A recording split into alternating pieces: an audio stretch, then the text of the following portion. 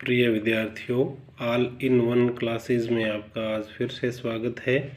आज हम सूरदास जी द्वारा रचित दूसरे पद का सरलार्थ करेंगे।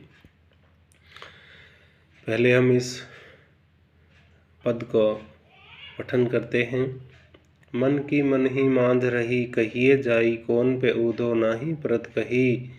अवधि आधार आस आवन की, तन मन विथा सही। अब इन जोग संदेशनी सुनी सुनी, बिरहिनी बिरह दही। चाहती होंती गुहारी जितहीं, ते उतते धार वही। सूरदास अब धीर धरहीं, क्यों मर्यादा न लही। इस पद में गोपियाँ उद्धव को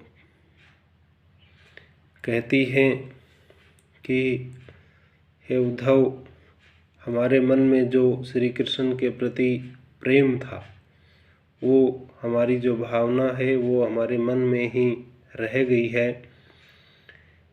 कहिए जाई कौन पे उदो, हे उद्धव, हम अब किसको कहें, ना ही परत कही।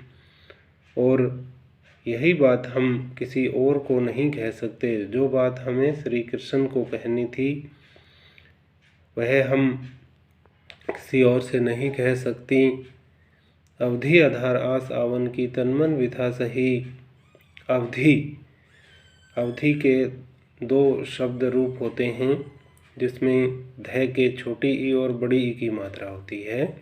इसका आपको विशेष ध्यान रखना है। अवधि छोटी मात्रा का अर्थ है समय, और अवधि में बड़ी ई की मात्रा का अर्थ अवधि भाषा से है, जिसमें तुलसीदास जी ने अपनी रचनाएं लिखी है।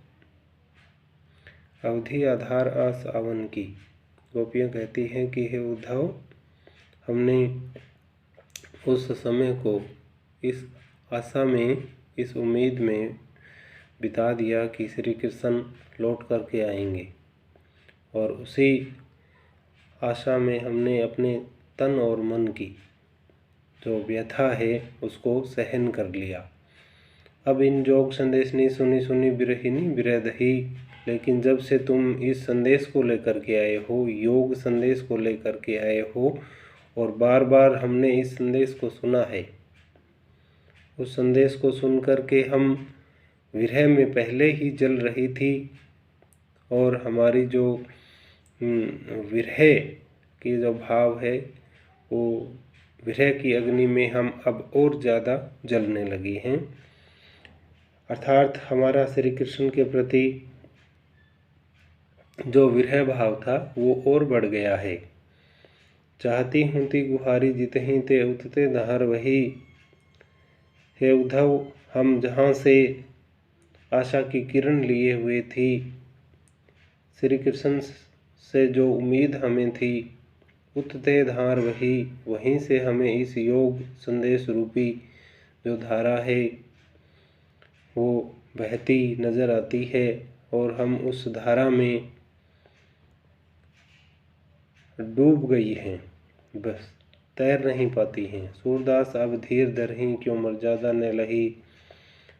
सूरदास जी गोपियों के माध्यम से कहते हैं कि हे उद्धव, जब श्री कृष्ण ने मर्यादा को छोड़ दिया है, लोक मर्यादा को छोड़ दिया है, तो अब हम गोपियाँ क्यों धैर्य रखें।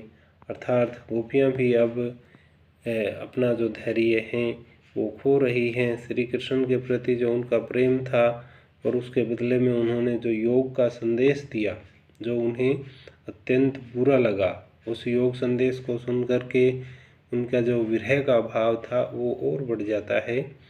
इसी पर वो गोपियाँ हैं वो उद्धव को उल्हाना देती हैं।